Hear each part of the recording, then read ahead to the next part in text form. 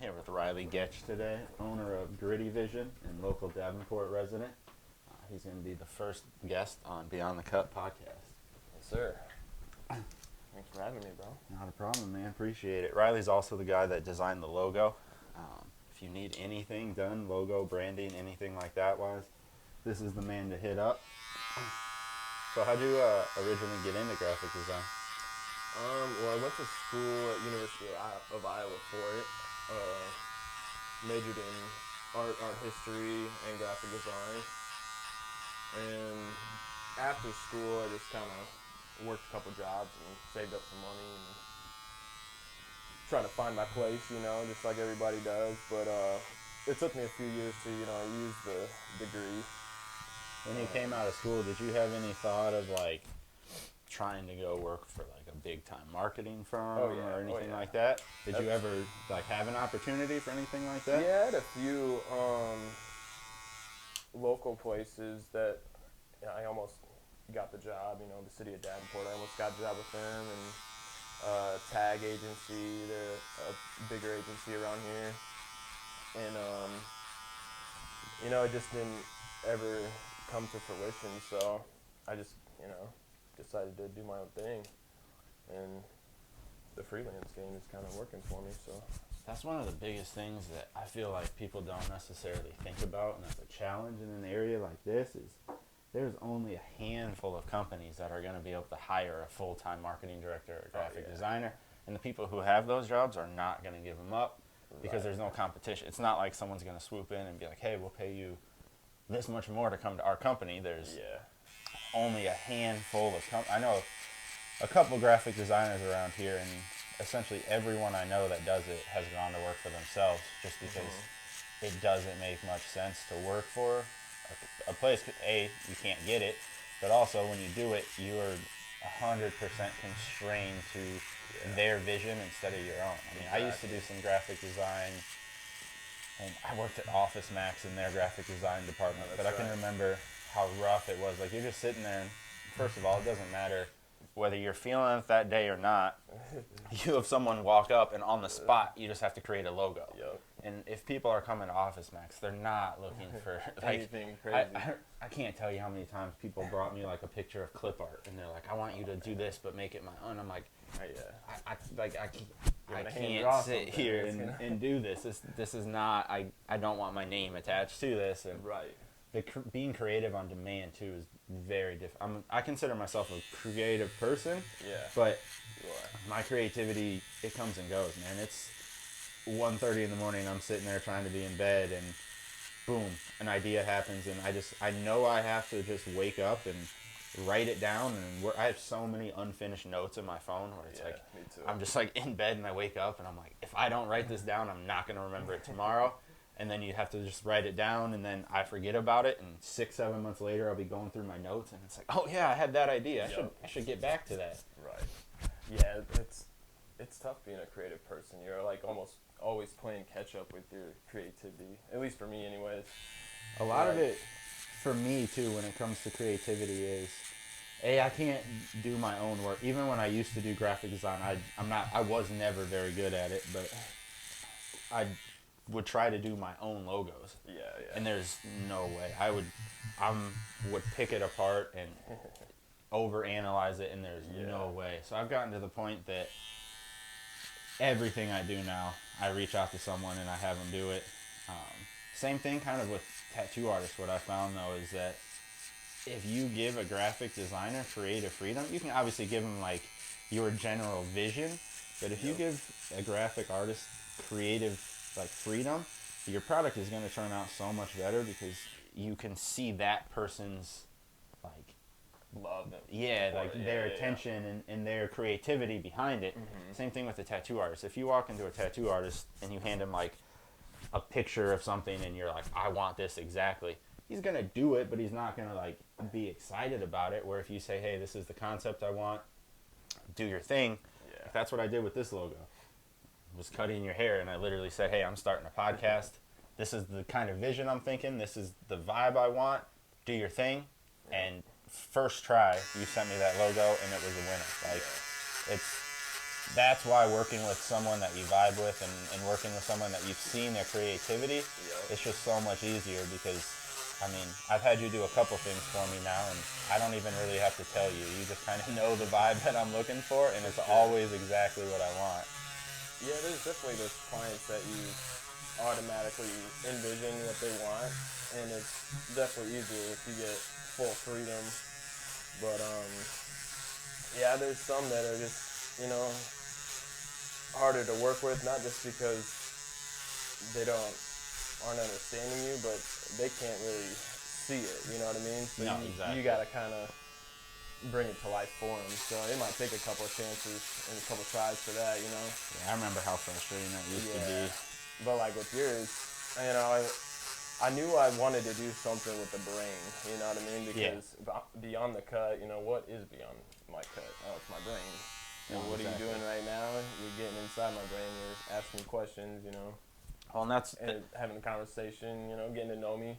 And that was one of the big reasons of why I wanted to do this podcast is, I don't know, I feel like a lot of times when people think about like barbering and barbers as a whole, they think about like, oh, we're going to be talking about Michael Jordan and Kobe and sports and avoiding the topics that like are the difficult topics or the stuff that's just like, what are your interests, blah, blah, blah. Right. And I mean, obviously, don't get me wrong. In the 7 years I've been a barber, I've definitely had my fair share of conversations about who's better, blah, blah, blah, or who's the best rapper of all time, all that stuff. Obviously, you have those conversations, but more often than not, I'm not having those conversations with my clients. I'm getting to know my clients. I mean, when I started my business, the guy who actually helped me figure out how to do everything I needed to do was one of my clients. I was kind of just telling him one day that, hey man, like I'm going to start my own business and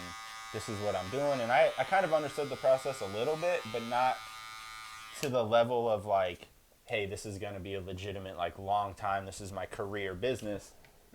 And so he was the one who kind of helped me along. And if I didn't have those conversations with him and I didn't tell him about that, I wouldn't have had that connection. And it's like, there's a lot of people that don't understand that those are the type of conversations that at least, I mean, I can't speak for every barbershop, but at least in my barbershop, those are the type of conversations that we strive to have on a daily basis.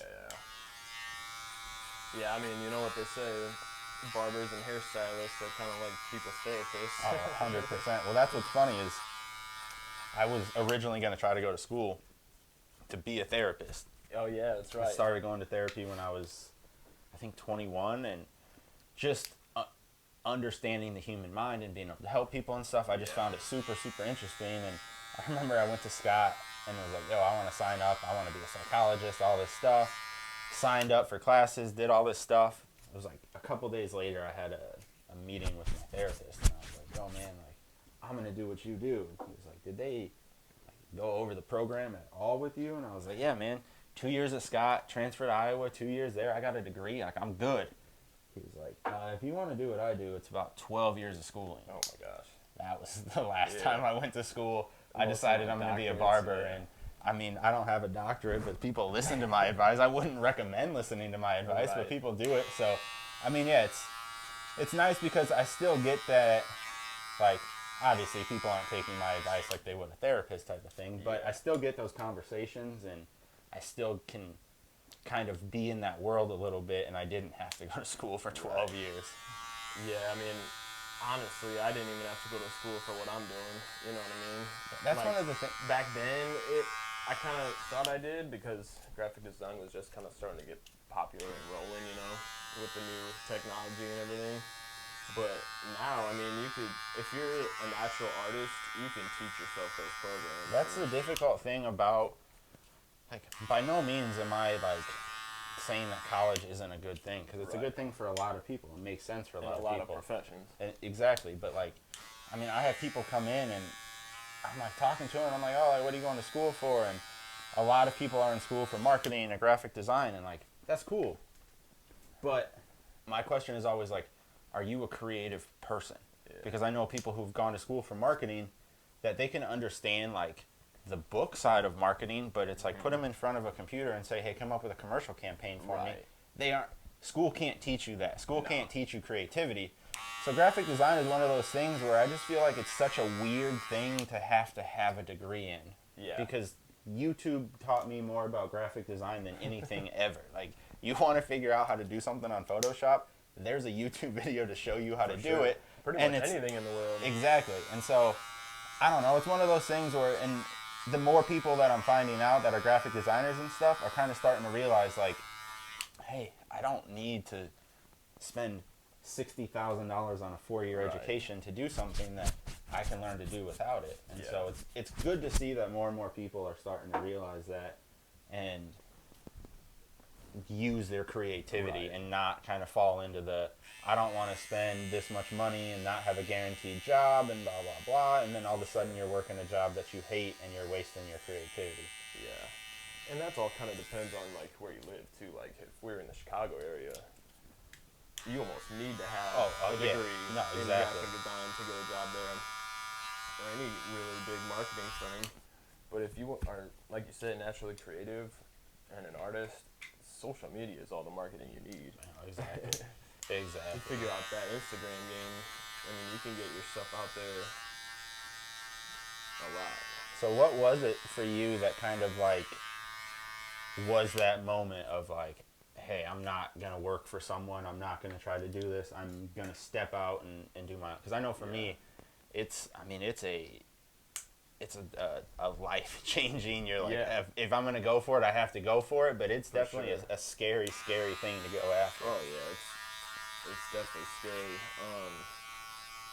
I guess that moment would be kind of, I was just like I said earlier, I was just trying to find my place. Like, what do I need? What do I want to do? You know what I mean?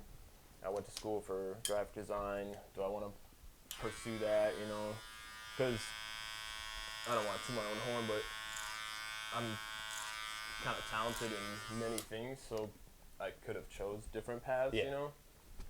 Which was hard, but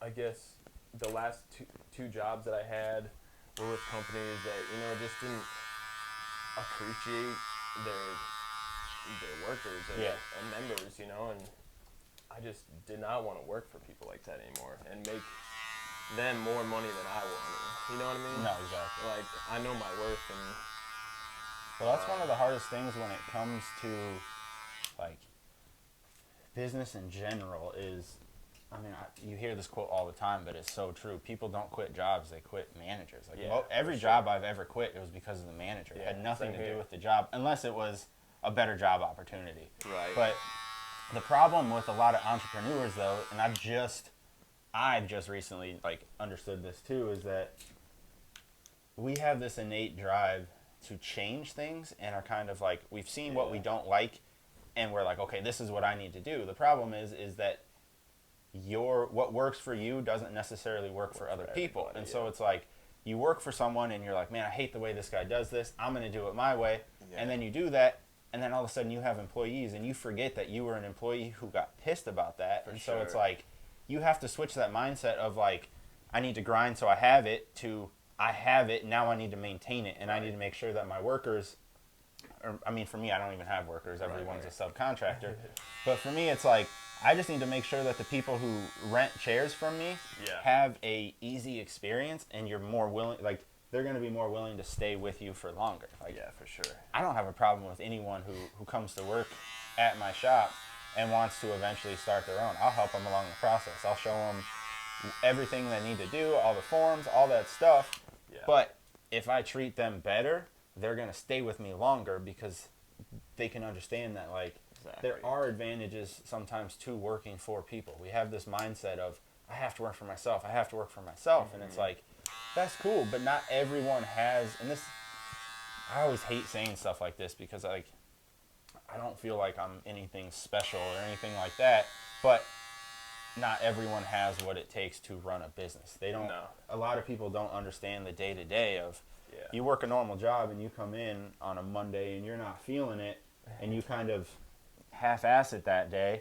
Whoever comes in after you is going to pick up your slack. They're going to be pissed about it, but your job's going to get done. You still get the same paycheck. For me, it's like something as simple as like the neck strips for the people who work here, or drinks for the refrigerator for customers. Right, yeah. If I don't go buy that stuff, it doesn't get bought. And it's just like, people don't also understand about like the electric bill and the internet bill and barber chairs, and there's so many hidden expenses and headaches of owning a business that people don't necessarily understand. But I get it, of working for someone you don't want to work for and being like, I could do this better. It's going to push you to do that. Yeah. But I feel like once you do that, you need to kind of understand that your perspective has to shift, and it's like, okay, you're in charge now. Like you're successful in your original goal. Obviously, I know your goal is going to change as far as to grow your company and to grow your brand and all that stuff. Yeah. But the original goal you set out to start a business,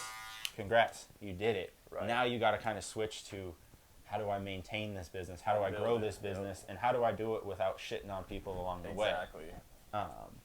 And so, I mean, I guess for you, we kind of have a similar background as far as just being born and raised in the Quad Cities for the most part. Yeah. And then starting a business in the Quad Cities. So what was that experience like for you as far as like, did you get the support right away that you thought you were going to get? Was it more difficult than you thought it was going to be? Like, I guess, how was that experience for you when you first decided to start? Yeah, everybody was super supportive around here at first. And then, I'm not saying that they aren't anymore, but I think that was mainly, it's all up to the business owner. You know, it's on me to keep up on, you know, social media posts and going out and getting work and stuff like that. So I did have the support right away, but because of my own, you know, procrastination and everything else in life, you know, coming up, that's the hardest part of having your own business, is like, it doesn't slow down for your stuff at home, you know what I mean? Like, you gotta stay on the grind. So when I slip like that, you can tell that the business slips. So like, if once they were super supportive at the beginning, if I were to keep on them, they would have been even more supportive. So I kind of lost them, you know what I mean? Yeah. So, but every time, you know, I share some of my work and stuff like that, I get a lot of support from the locals. And it helps in business too, because, you know, a lot of my work comes from word of mouth and social media, you know what I mean? Yeah, exactly. And I hand out some business cards. And my wife talks to people for me pretty much because I'm a major introvert. But, No, exactly. You know, she's helps a lot with that stuff. So, you know, it's good to have that support behind you. No, it's definitely, I mean, having the support there is definitely, but yeah, that's one of the things that's also a struggle of being a business owner is I have a weird, like, extroverted, introverted personality as far as, like, I can kind of switch it. Yeah. Switch it on and off.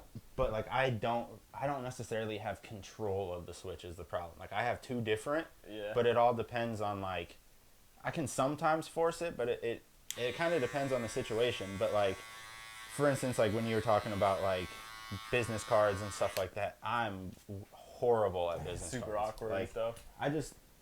I see people approach people all the time, and, like, that's cool. If that's something you can do, like, man, props to you. Right. But, like, I just can't imagine, like, seeing someone, like, walking down the mall and just being like, I'm going to stop this person and hand them a business card. Like, I understand people do that, but, like, that just ain't me. And so it's like, I've had business cards forever, and I still have them because unless I'm, like, standing there and someone's like, oh, hey, he's a barber, then I'll hand him a business card. Or if someone's like, oh, what do you do? I'll be like, oh, I'm a barber. Here you go. And it's one of those things that, like, I 100% understand that that's hindered my business. Yeah. But I don't know. To me, it's just one of those things where it's like, yo, man, my anxiety is what my anxiety is, and I try to work on it, and I'm like, I try to push myself outside of those boundaries, but it's like, it's exhausting. Exactly.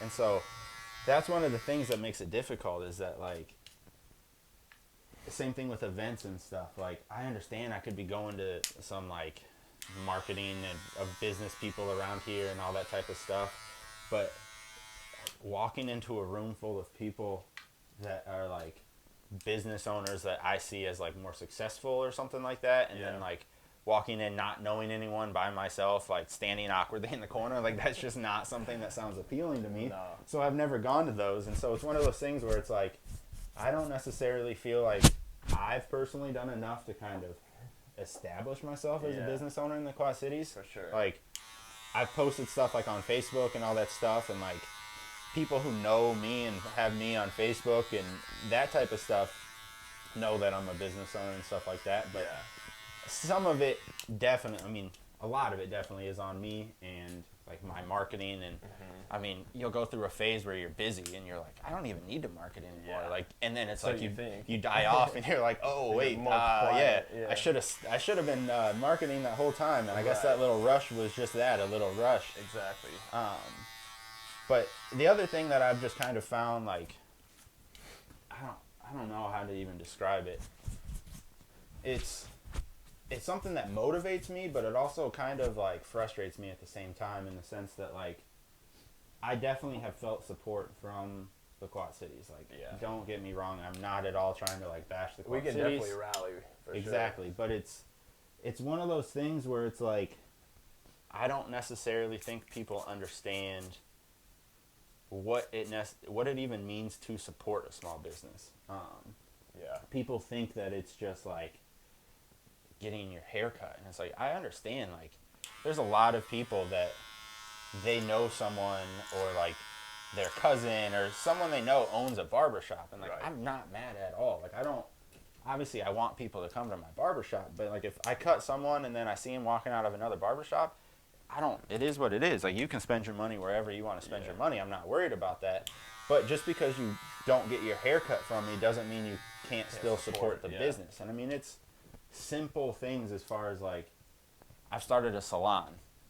It's like, obviously some people in the barber industry know me because I worked at New Style for 3 years, and then I've owned my own for 4 years. But in the salon world, no one knows me. Like, I'm some dude who owns a barbershop. Why did you open a salon type of thing? And so it's like I'm starting from scratch trying to build that brand, and I'm building it in an industry that, I'm involved in the hair industry, but I'm not like necessarily plugged into that aspect of the hair industry. And it's just one of those things where it's like I'll share all the time, like, hey, like trying to drum up support, or I've got rooms for rent, or all this type of stuff.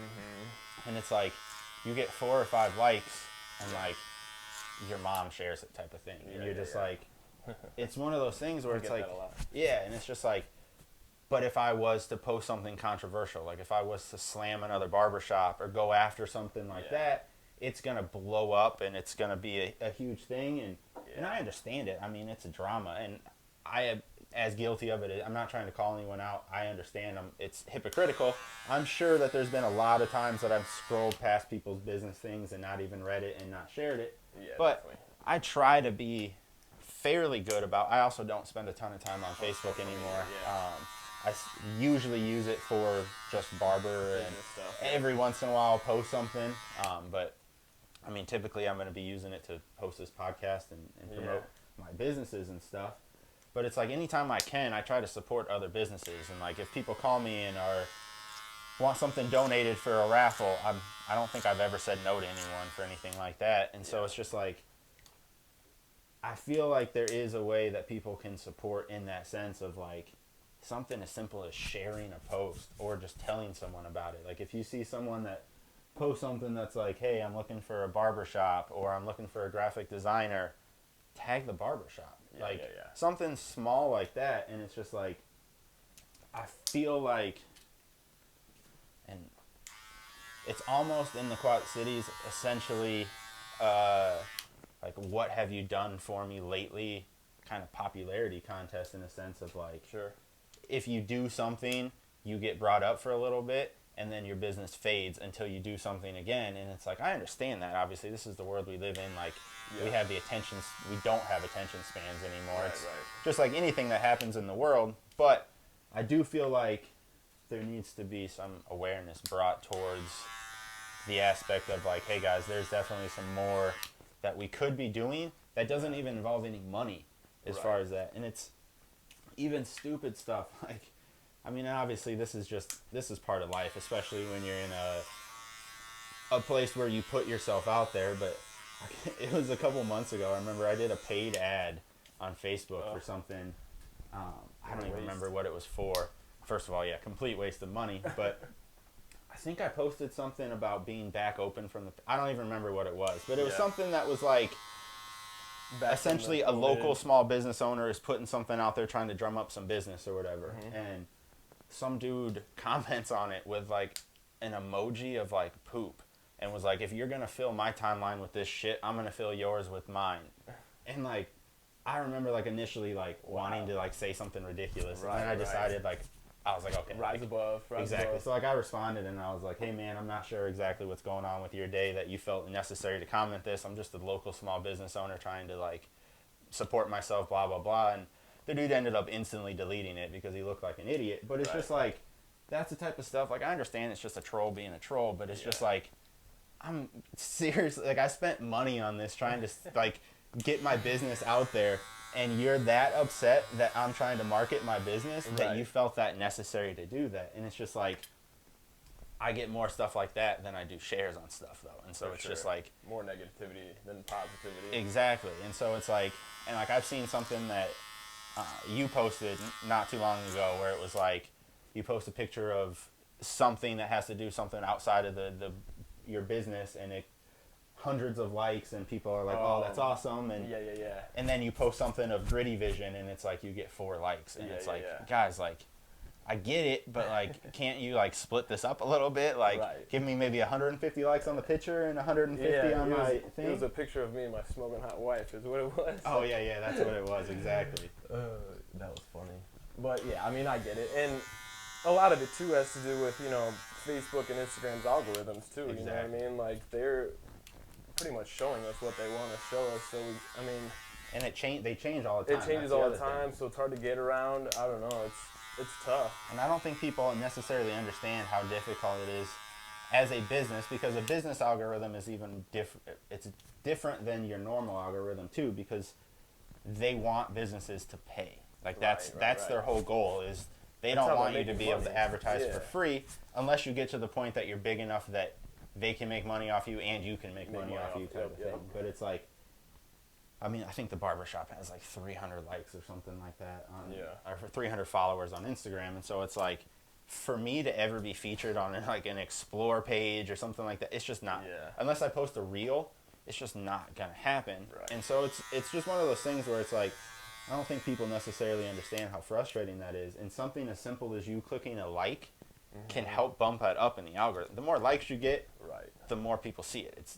I mean, the algorithm's not really that complicated. It's just, if you aren't getting those likes, it's complicated. And I mean, like, I've started reading things about, like, when's the best time to post and what hashtag. And it's just like, I finally got to the point that I'm just like, I don't feel like that has mattered. Like, I've posted stuff at noon, and it gets the same amount of likes as when I posted at 3. So now, I mean, essentially, when I have a free moment is when I post something. It's just like, I don't feel like this time really matters. And honestly, I kind of stopped caring about likes and follows and stuff like that. Like, I don't know. I don't know if you follow Gary Vee or anything, but he's a dude on Instagram. He's pretty cool, but he always talks about, you know, who cares about the followers and the likes. You know, if you're dope, you're dope, and people are gonna see it sooner or later. You know what I mean? Don't always be in such a rush to get, you know, 1 million followers. Like, if you're cool and you believe in what you're doing and you're doing it the right way, I mean, pretty much there's no reason you shouldn't fail. No, exactly. And that's the thing is, like, I mean, obviously I know you understand this, when you have those times that things aren't looking the best and you're not as busy as you want to be and all that stuff, it's having that internal drive to keep pushing, because when you own it, you don't have anyone that's kind of pushing you. It's like, especially for me being bipolar, it's like I'll go through phases where it's like, man, I really don't give a shit. And it's like, those times I have to like buckle down and just kind of make sure that like at least the bare necessities are getting done. It's like there's times that I let some other stuff kind of build up, but it's like you don't have a backup plan. I don't have a backup plan. Like the salon, like I don't have a backup plan. Like this salon is like It's like, your life. Exactly. It's like, I'm trying to make this happen, and it's like, at a point where a lot of people, I'm sure, would probably get frustrated and quit, and I wouldn't blame them. It's been a very, very frustrating process. I did not think it was going to be as difficult to kind of get people interested to come and work, but I also didn't understand how different most salons are percentages and all that type of stuff, and I'm trying to do a chair rental based thing, and so kind of figuring out that that's a completely different world, and trying to get a lot of stylists that don't kind of understand the chair rent world, so trying to get them to kind of understand it has been way more difficult than I mean, and that's on me for just assuming something was going to be easy when nothing in business is easy. But I mean, it has been. It was way more frustrating than the barbershop, because I already had somewhat of a following for the barbershop, where it's like, when I opened a salon, it's like, you don't even know how to do women's hair. It's like, no, but I'm blessed with, I mean, it's my girlfriend as well, but I'm blessed with having absolutely top-notch stylist that's running the salon for me. So I know it's all going to work out, but it's just one of those things where you're like, you had this vision in mind, and I was like, cool, May 1st, I'm opening the barbershop, and I'm opening the salon, and it's going to take off, and business is going to be booming, and life's going to be good, and then it's like, you're like, wait, no, that is not at all what happened. Like, reality check. Exactly. Like, May 1st was the grand opening. I opened at noon, and at 11:55, I still didn't have lights in my barbershop. The electrical was messed up. They turned it on at 11:59, and the first person showed up like 30 seconds after. It was like, so everything in my head that I was like, this is going to be my grand opening, it's going to be perfect, blah, blah, blah, all this stuff. It was like, yeah, no, none of that happened. But it was just one of those things where you just kind of had to, like, understand, like, you just got to roll with the punches. And I also understand that, like, even though this has been a struggle for me and harder than I thought, I'm still in a blessed position, because I got shut down last year too, and all these businesses have been closing and all this stuff, and I took a major hit last year too, but I'm still in a position that even though it's a struggle, I was able to open a business and move my business in a pandemic. Like, I have to sit back and be thankful about that, and kind of also, a lot of people way worse off. Exactly, and also keep that in mind too, of like, hey, there's some people who COVID is still sketchy and they don't know what's going to happen. And so the thought of leaving a salon where you're making an hourly wage or a percentage and all that stuff to go to a salon where you're going to have to pay chair rent and all that stuff, and no one really knows what the future is looking like with COVID. And so it's definitely scary, and I get it, but I was not, I guess, and a lot of it too is I have a very different, I'm aware that my brain operates differently than other people. Things that like feel like common sense to me aren't common sense to other people, and that's not like, by no means am I saying am I smarter than anyone. Right, because it's just different. Yeah, exactly. I'm definitely not smarter than anyone. I view the world differently, and it's a struggle, because for me it's like, yo, this is a no-brainer. Like, you're gonna make more money. Let me show you the numbers. You have the freedom to do what you want to do, but like, not everyone sees it that way. So it's trying to get people to understand it the way they need to understand it. Right. And so that's been the most difficult, I think, is just trying to translate what's in my head. And I'm sure it's kind of the same thing with you with graphic design. The nice thing is, obviously, with graphic design, though, you can show them visual examples. But if you're having like a preliminary discussion with someone and you're kind of trying to spitball ideas and stuff, when you're talking to someone and you're telling them your vision, I'm assuming you're like me and you can visualize that in your head. Like, I'm a very visual person. Like, when I came up with the color scheme for the barbershop, I visualized it. I knew what it was going to look like. I'm the same way, But I'm sure trying to explain that to a client who isn't visual is difficult. If you, like, my logo, for instance, imagine if you were sitting there and you were like on the phone with someone and you're like, hey, so I'm going to make your podcast logo, and there's going to be like an animated microphone, and then there's going to be a brain, and there's going to be shears going through it. They would be like, what are you talking about? But like, if you would have said that to me, I wouldn't have probably had the same exact vision of what you did, obviously, but my brain probably would have gone somewhere along those same lines. And it's just like, that's because we're both visual people and we both have that creative mind. So a lot of it is just trying to like get people to understand where your brain is coming from. And it's a very, very difficult thing to try to actually get out there. It's very difficult to understand, or to make other people understand that aren't visually like accepting, I guess, of what you're saying. Like there'll be times where a client is telling me exactly what they want, and I'll have like 5 to 10 ideas coming through my head as they're talking. You know what I mean? Yep.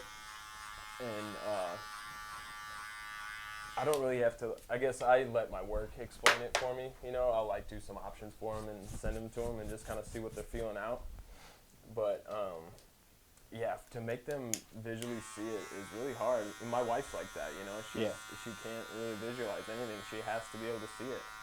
So like once I'll explain something to her, and she'll be like, "Oh, I just can't see it," and then I'll show it to her. She's like, "Oh, yeah, now I know what you're talking about." No, exactly. Well, and a lot of my visions are like, my girlfriend was just talking to me last night about it and told me that, I forget what I was saying.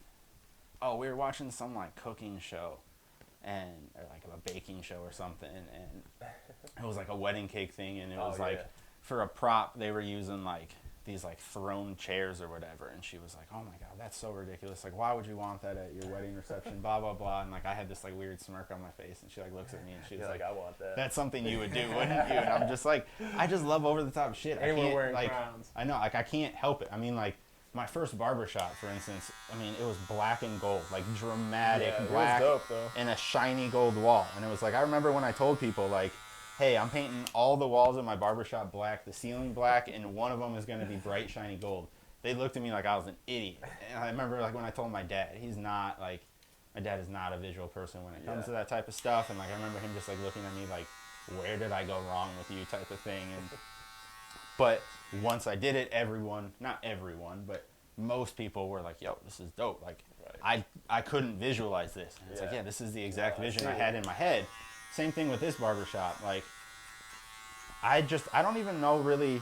I honestly think it started from one of my good friends, Zicky Dice. His name's actually Nick Zoppo, but he's a wrestler and goes by Zicky Dice. And his gimmick is kind of like, he goes by like outlandish Zicky Dice. And so it's very 80s flamboyant, pink. Okay. And that was kind of originally like what triggered the vision. And it was like, man, I'm over the black and gold, and like I kept getting asked if it was Hawkeye colors, and like don't get me wrong, I love Iowa, but no, I'm not. Like I was not trying to associate my brand with Iowa, Right. And so it's just one of those things where I'm like, man, I kind of feel like I'm over this, but I decided like 3 weeks ahead of the opening that I was gonna do this, so it was like, I remember that. Everything is like a go, everything's good. I'm picking out paint, and then I'm like, Switch it yo, up. I'm gonna change my logo. I'm gonna change everything. And I remember like walking into the space and just being like, okay, like I have the logo. It's 80s themed, early 90s, like Miami Vice. Like I love this. And I just kind of like walked in here and I'm like, okay, like I want to do a 2-tone gray. I want this like blue strip around it. But I'm like, this isn't me. Like it's not flashy enough. It's not over the top enough. Yeah. So I decided to paint the ceiling purple. And I'll never forget when I decided that. I was sitting there and my dad walked into the shop and he was like, "Have you decided paint colors?" And I had a bunch of samples on the wall. And I was like, yeah. I was like, the top part of the wall is going to be this color, and the wainscoting is going to be this gray. And I was like, I think I'm going to do like this little trim blue. And he was like, wow, like this really isn't that over the top. And I was like, you forgot to ask me about the ceiling. And he was like, what? And I was like, imagine Barney threw up. Straight up. And he was like, you're painting the ceiling purple? And I was like, yes, I'm painting the ceiling purple. And like I remember telling some people that, and they were just kind of like, I've never seen a purple ceiling, I don't know how that. And now people walk in and they're like, man, that purple ceiling's dope. And it's just like, that's exactly my vision. Like how the barbershop turned out was exactly the vision I had in my head for it. Mm-hmm. But if someone would have been like, hey, explain to me the vision, they wouldn't have been able to understand it, because I can't put into words like what was in my head, and I can't draw. So there's no way I could like sketch it out or anything like that. Like you should see some of the, when I was getting my logo done, I was kind of like sending the guy that did it, my brother-in-law, he owns Ninja Sticks around here, and he was doing the logo for that, and I was sending him like some sketches of stuff, and it was like a third grader had drawn it. And I'm like, you kind of understand the concept, right? And it's just like,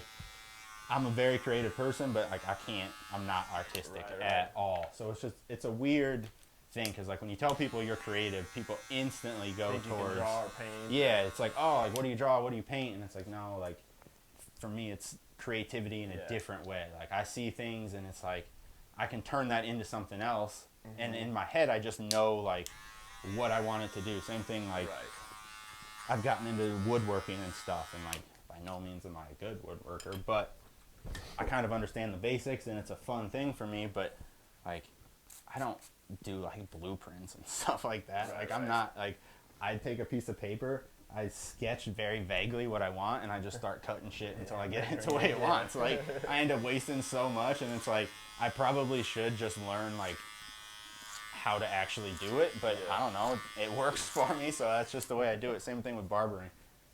I went to school obviously and stuff, but a lot of it is self-taught, so I'm sure that there's people, even if there's like a barber watching this video, that's probably like, why is he doing that like that? It's like, I'm sure I have a lot of bad habits and stuff that I do, and when you're self-taught, same thing with you. I'm sure that there's so many aspects of your job that someone would be like, why are you doing it that way? Like you can do it so much quicker like this. And it's just like, that's just the way I do it. Exactly, and it's just like, I don't know, this is the way that I do it, and I'm not going to change it at this point in time. But the funny thing is, the person that's saying that has something too that you would do something different and quicker. So But yeah, creative people are, there are all kinds of different creativities. You know what I mean?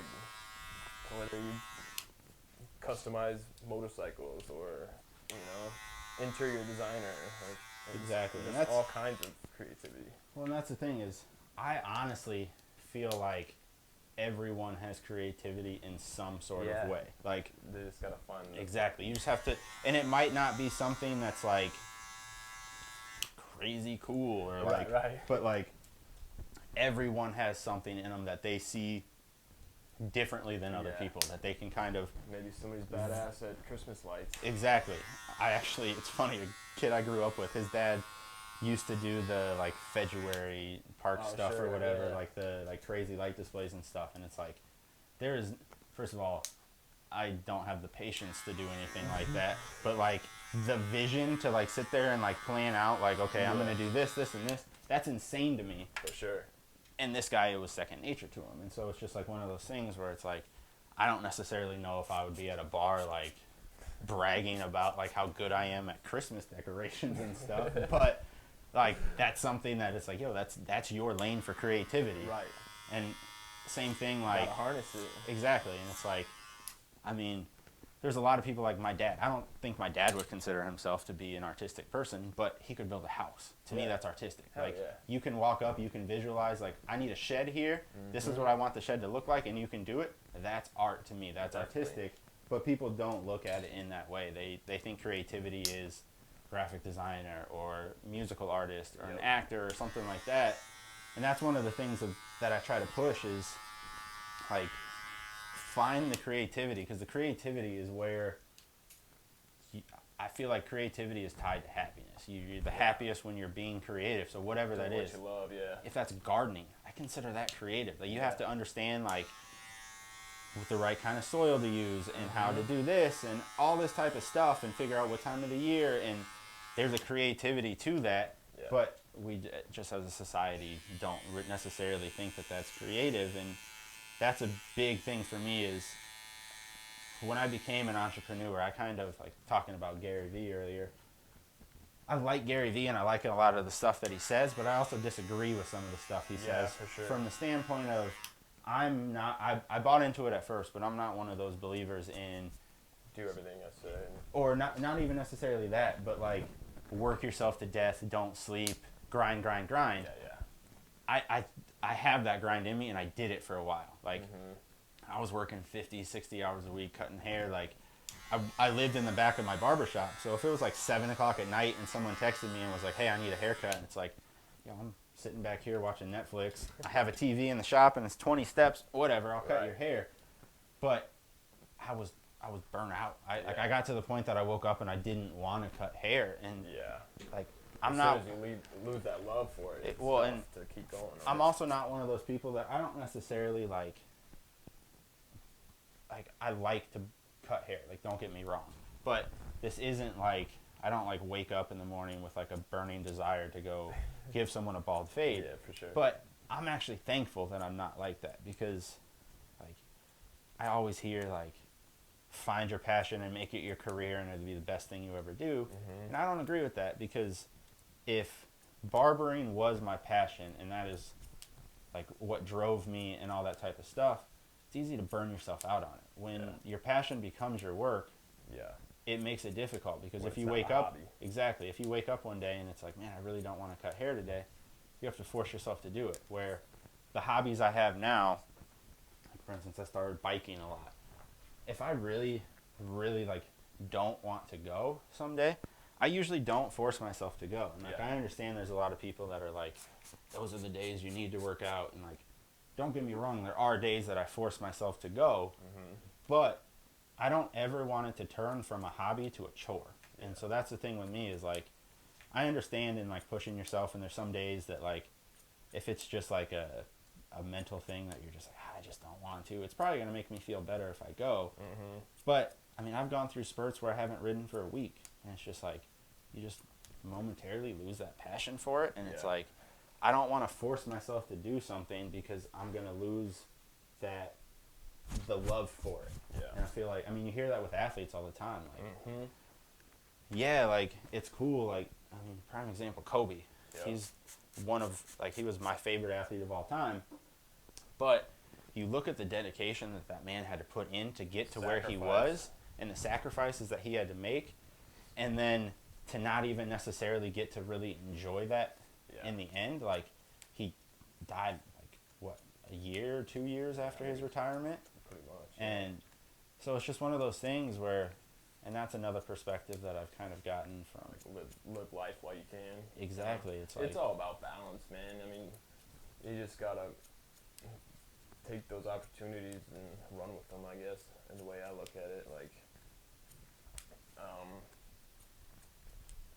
if you're not feeling your creative, like for me, I guess, and for instance, if I wake up and I'm like, man, I really don't want to work on this logo or this project, whatever I'm doing, I'll find something else that kind of makes my creativity tingle, Exactly. you know? And then it kind of snowballs, and I kind of get back to where I need to be. It's taken me a while to learn how to do that, but you know, that has a lot to do with, you know, depression and anxiety and stuff like that too. But as soon as, like, for me, I'm starting to really find my groove in life, I guess. You know, the balance of spending time with family and working when you need to. And I mean, obviously I still probably work sometimes when I should be hanging with my family, but how do you, it's all about sacrifices, like, too. how have you kind of, like, I mean, obviously, like, I have a girlfriend, but I don't have kids or anything like that. How have you kind of tried to find that? Because obviously, like, as an entrepreneur, there's everything inside of you is telling you, like, grind, grind, grind, grind. Right. How do you find that balance? And how do you get to the point where it's like you're sitting there with your family and you're not checking your Facebook messages or checking to see if, like, oh, I just posted this design on Facebook, let me see if it's getting a bunch of likes or if people are liking it. Like, how have you kind of gotten to a point that you don't let that stuff affect you the way, because, like, I know for me, it used to be, like, if I post a picture of a haircut, it's like every 30 seconds you're, like, refreshing it. Like, how many people have liked, and it's like you said, you have to get to the point where you don't care, and I'm to that point now, but there's still that, like, temptation to, like, if you're doing something like, hey, should I check the Facebook messages? Should I see if maybe someone wants an appointment and I didn't see it? Or how do you kind of, like, balance that work life? It's been hard for sure. I'm, you know, still kind of getting the hang of it, I guess. But the main thing I've noticed is just, like, well, I guess for me, because I work from home, so my office is in my bedroom. And when my kids are in school, it's pretty much grind time. And when they get home from school, you know, that's like family time. Yep. And then I've been kind of pushing myself to have, like, another night shift. So, like, when everybody's in bed, I'll work for, like, a few more hours. Yep. You know what I mean? And just kind of sacrifice my sleep. And rather than family, I guess. So I guess find what you want to sacrifice, I guess, I like to keep my creativity flowing with video games, Yep. playing 2K and stuff like that, and it could easily become a distraction. So it's all about self-awareness too. So if you notice that's becoming a distraction, you gotta ixnay it. Yeah, And that's what's hard for me. Yeah, I have a very addictive personality. Yeah. And that's one of the reasons I quit drinking a couple years ago, was because it was negatively affecting my business. Like, Yeah. I was like drinking a bunch and doing stuff, and I wasn't focusing on the business, and Yeah. it was one of those things where it's like, hey, if I'm gonna take this serious and this is what I'm gonna do, like, this is something that I'm gonna have to cut out of my life. For sure. And I haven't drank in like 2 years. Yeah, so that's awesome. it's definitely something where no matter what sacrifice, there's some sort of sacrifice that you're gonna So there's have gonna to be make. something, yeah. What's I guess for you, what's been your biggest struggle on like doing your own thing and owning your own business? Honestly, the first one that comes to mind is my decision to kind of do my own thing was kind of like out of the blue, like coming right out of a job and not really having much saved up. So like that was kind of a big shocker, Yeah. I guess that would be some advice I'd give, is make sure you got enough back funds to do your own thing. Like I should have worked a day job, and at night did my own thing, kind of got a following and stuff like that, and then flipped it when the time was right. But I just kind of rushed it, and that was a lesson I learned the hard way, But And that's the thing, it's all about timing too, because Yeah. it's like you're never, and I think you'll agree with this, you're never going to be ready. right. There's always going to be you can be as ready as you think you're going to be, and there's always going to be some unforeseen Something. that pops up. Mm-hmm. And so it's like, there's so many people that just keep saying like, I'm going to do it once this, and then that will happen, and then it's the next thing, and it's the next thing, and it's at some point you have to make that jump. Mm-hmm. But it's getting yourself as prepared as possible, but also understanding like, hey, when you do this, it's not going to be smooth, and it's not going to be overnight. And if it is overnight, it's probably not going to last. Yeah. And that's one of the biggest things, we kind of touched on it earlier a little bit too, but is understanding that like momentum and attention comes and goes. And so it's like when the barbershop's full and everyone who works here is booked up and I'm booked out for a week and all that stuff, you can look at that and you can be like, yo, like I should do a second shop, or I should do this, and I should do this. And then it's like the next week you've got openings every day and all this stuff. And so it's like you have to be really smart about understanding like what is actual growth and what's like the flash in the pan kind of growth, where it's like you do an event in the area, your name's really popular, a bunch of people are going to start to come there, but then they might go back to their original barber, or they go to look up and I'm booked up for a week, and so it's like, oh, I don't want to wait that long, I'm going to go somewhere else. And then you do like, because that's one of the disadvantages, same thing with you, about being booked up. If someone messages you right now and is like, hey, I need a logo done next week, you're not going to be able to do that because you've got projects, but that person's going to go somewhere else with their business, and so it's a difficult thing to say no. Yeah, it is. And then people automatically assume, they're like, oh, well, last time I messaged Riley, he couldn't do it for a month, so I'm not even going to message him. And it's like, you don't have anything that week and you can do it. So that's part of the problem, is like I've run into people like at a grocery store or something, and they're like, yeah, man, you were just too hard to get in with, so I just had to go somewhere else. It's like, yo, no hard feelings, but it was probably just that week, guys. Like, I'm not, you can on my app book out for 2 weeks. I'm not booked out for 2 weeks. Like, you could go on and I have openings for this week, but it's just, that's one of the rough things, is you start to get momentum and you're like, cool, this is going to work out. Like, I don't have to worry about this anymore. And then it dies a little bit. And that's one of the things, is to be prepared and understand that that's going to happen. Right. In the barbering world, there's certain times that it's just a dead period. The first couple weeks before a holiday, like when Thanksgiving's coming up, like a month before, you're pretty slow. because everyone wants to wait until towards Thanksgiving. Same thing. So they look good. Yeah, same thing with Christmas. Beginning of December, you're slow and you're like, man, do I suck as a barber? Like, what's going on here? And then all of a sudden, it gets towards Christmas and New Year's, and you're booked out. You can't get any more in. People are still calling you, and then you're like, man, like, I must be really good at this. And then the first hits, and it's like everyone's like, yo, I already have a haircut. I don't need anything for the next 2 weeks. I'll see you in So yeah, it's just one of those things. Valentine's Day. Yeah, it's just like you have to understand the market that you're in and understand that things are going to come and go. Yeah, and for sure. Same thing with you. Like, you can do a project for someone that's hot. Like, I mean, I hit you up because of that logo I saw that you did for Torian, and it's like that blew up. That can get you some business. But the next logo you do, people be like, I don't necessarily like that one, and you don't get some business from it. And so it's just like, you just kind of have to be willing to roll with it and just understand, like, hey man, like, it is what it is. Sometimes the people are going to love you, sometimes they're going to not, and you just have to be willing to, whether you, like you said, not care, but whether or not it's going viral or not, just continue to push your work.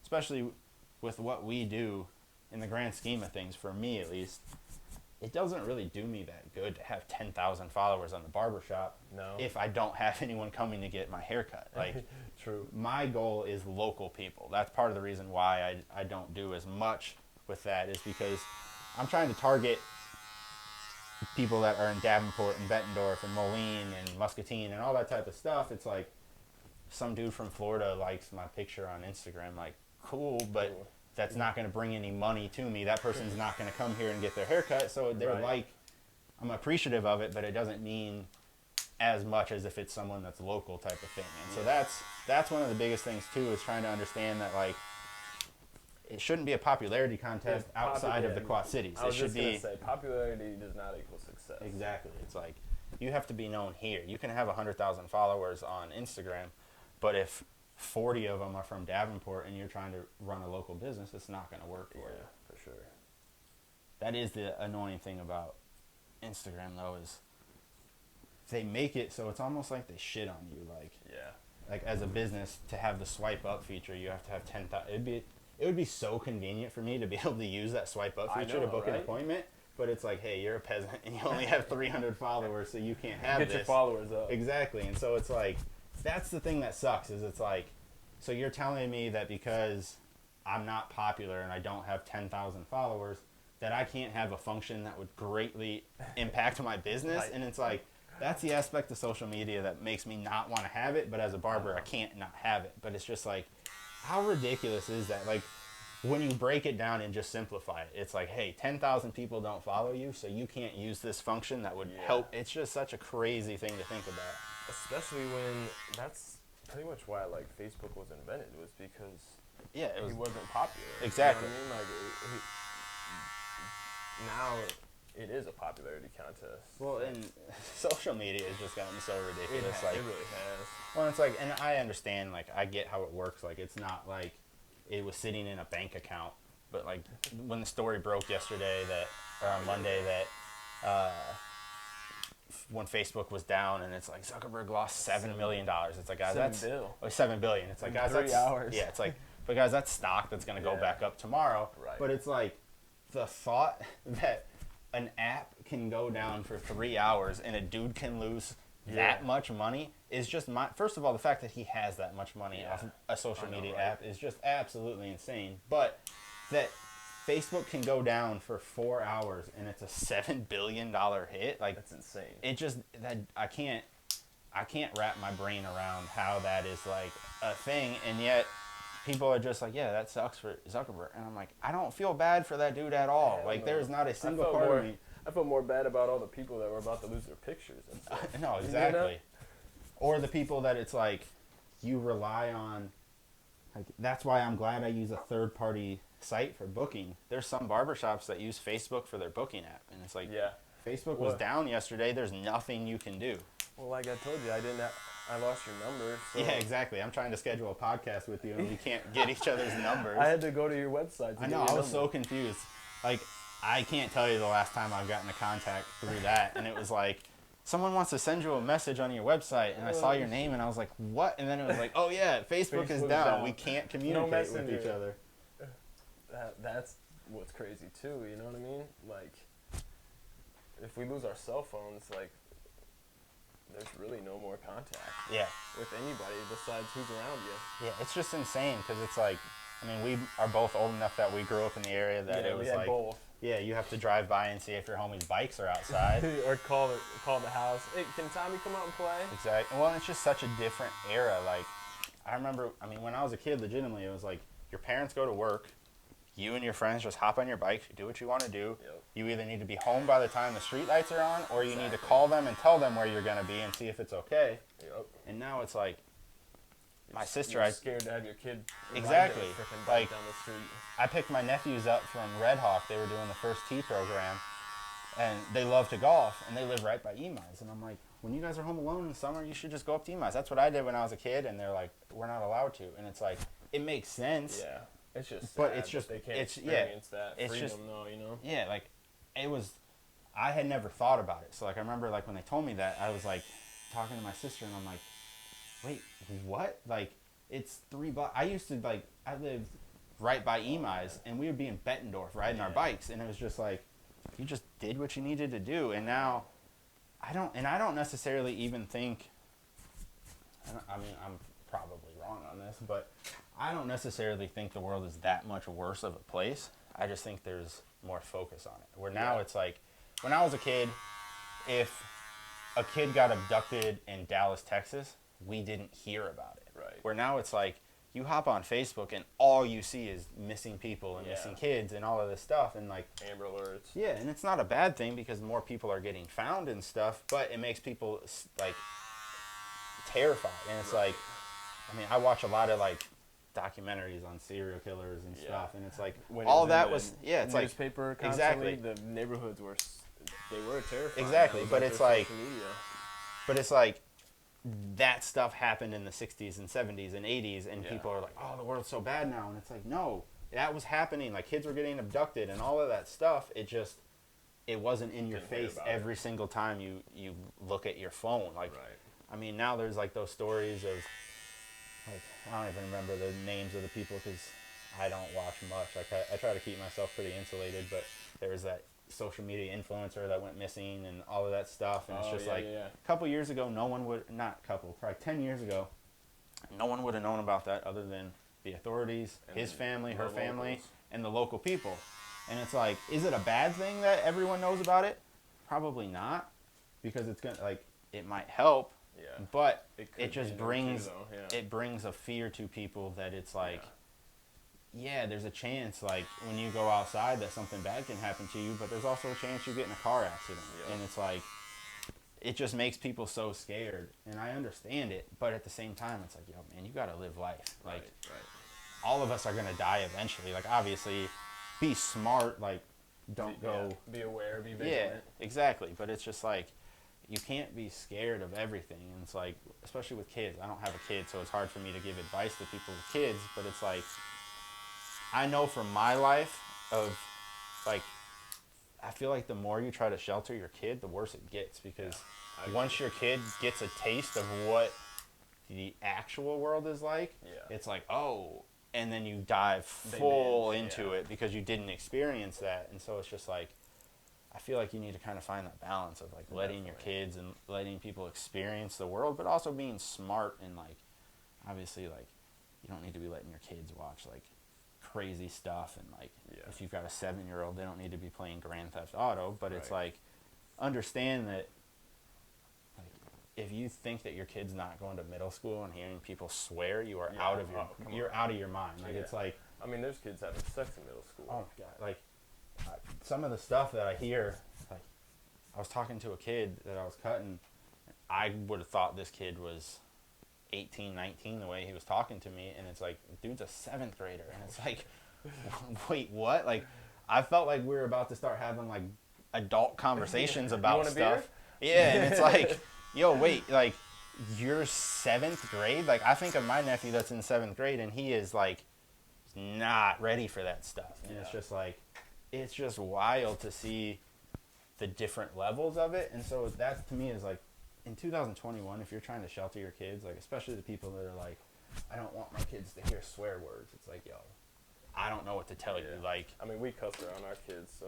Exactly. It's like, I'm a big believer in like, obviously you don't want to be like crazy vulgar in front of your kids or like screaming at your wife in front of your kids or anything like that. But I don't feel like there's anything wrong with like. That's how you naturally talk. Then Exactly. How you talk. And I don't feel like there's anything wrong with like your kids hearing it, but also teaching them that like, hey, that's not you cool. don't say it. Right. Like, there's gonna be things in life that they're gonna see that you don't want them to do, but you need to expose it to them to tell them not to do it. So it's like, if you don't tell your kids not to do it, they're going to hear it at school, and they're going to come home, and they're going to say that shit in front of you. Yeah. And then you're going to be like, well, how long have they been saying this? And now I have to break them of this, and blah, blah, and all that stuff where it's like, if you just from a young age are like, hey, these are words that adults get to use, and you can't use them, you don't really have to worry about that. Especially in my experience, like that always brought like, I don't know, a fear and a separation with my parents, you know what I mean? Like if I can't be my real self, like because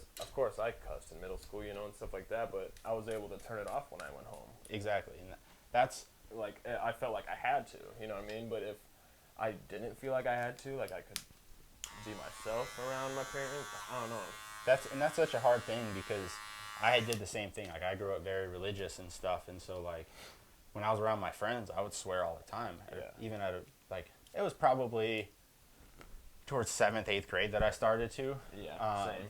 But it was like, I enjoy being around people, and I can be around people longer if I can be myself. So if I have to go somewhere and I can't be my full self, I'm not going to be there for long. Yeah. Because I just It's exhausting. I just don't enjoy that.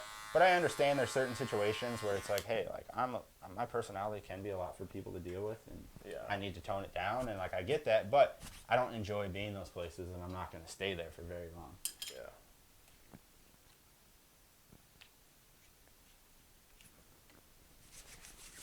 We're about done here. I guess kind of in closing up, what would your, like if you had to give advice to someone who's listening to this that would be thinking about starting their own business type of thing, what would your like kind of number one advice to that person be? I'll also take a look at this, see how that looks in the mirror. Yeah, perfect. Straight right there. Yes, sir. Perfecto. See a little bit on this side. I'm gonna fade up, and then it'll be straight. I guess number one advice.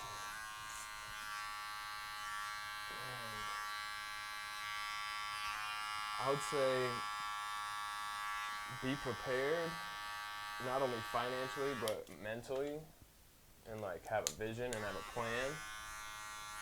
And secondly, just do your thing. That's kind of my motto. Just be yourself, and if you have a talent, express that talent to your fullest, and everything else will pretty much work out for itself. So I mean, yeah, I guess. And speaking of talents too, just so everyone kind of knows, like with Gritty Vision, like what's the vision behind it, and what all do you do so people can kind of reach out to you? Yeah, so specialize in logos, branding, apparel design, illustrations, pretty much anything creative. And Gritty Vision. So when I came up with that, I don't know why, I just always liked the word grit. Yeah. No, as soon as I heard that, I was like, I don't know why. The Gritty Vision, that's such a dope name to me. It's so dope. And so I was kind of like looking up my name and stuff like that, and I came across how like Riley stood for gritty somehow, like along the line or whatever. So I was like, oh, that's pretty dope, gritty. And then I kind of started with True Grit, and then I was playing with just some other names, but I have a vision for my clients, I guess. Yep. That's kind of where that came from. Yep. So like Riley's vision, Gritty Vision, but I think that's a really important part of graphic design. That's your job, is to relay the client's vision. Optically, so they can see it. Well, and I think especially for you, it's cool that you have like an actual story behind it. Yeah. Because you can use that as a branding for yourself. For sure. Instead of like generic names of people, like a business name that you're Yeah, like, like- yeah, like Riley Goettsch design. exactly. And it's like, hey, like no shade or disrespect if that's what you want to do, Right. but I can tell your brain operates the way my brain operates, Yeah. hence culture shock, where it's like you want a name that means something and has kind of more meaning to it than just your thing. And Right. I think especially for what you do, that's brilliant, because it's like, hey, I do branding, and it's like, hey, the name Gritty Vision comes because of this, and you have a story, and you can Yeah. kind of tie that into a brand, and it shows people that it's like, hey, it's not just I can sit in front of a computer and I can make you a cool logo. It's, Right. hey, I can help advance your business Exactly. by, That's what I it's can all show you about. what you should be posting on Instagram. I can do all of this stuff for you. I can help you. I mean, like you've already told me, you have t-shirt designs and other stuff for Beyond the Cut that's already in your head, and you're going to kind of work on that stuff. Yeah. And it's like, you have the ability to do that, so it's nice that you have the backstory to be able to show people, like, Right, hey, right. I can do all of this. Yeah. And that's probably my favorite aspect of what I do is the brand management. You know, like hearing someone's idea for their business and then like having my head kind of flood with a bunch of possibilities or capabilities for this person to expand their business, you know. Well, and I'm sure it's pretty rewarding. Not just visually, but Well, and I'm sure it's pretty rewarding too to see you like see someone start at the bottom, Yeah. and then like they come into a brand, and you're like obviously like it's on that person that they expanded, but right. you're like I I had help, something like to do with yeah, it, you're like I kind of, you saw it from the very infancy, and now you've seen it grow into what it is, and you can Yeah. kind of be like, hey, like I helped with that direction, and I helped with that, which is obviously, I'm sure, got to be a super cool feeling to see Yeah. your work advertised, type of thing. It is definitely one of the best feelings. The only other comparison I can make to it is I used to do some construction, and we would build spec houses. So like once that house was totally completed, and you see the new homeowners move in, you know, Yep. and you like drive by like 5 years later, you're like, man, I built that house. Yeah, you know what I mean? yeah, that's Like, gotta be a cool dope. feeling. So I'm about to finish up here, but All right, brother. I guess what's the kind of give everyone the best way to reach out to you if they do have any questions, or if they want any work done or anything like that? Yeah, if you need anything, logos, branding, or anything creative, Gritty Vision, I'm on all the social medias, Instagram, Facebook. They're all just at Gritty Vision. So you can find me on there. I'm on Snapchat too. You can also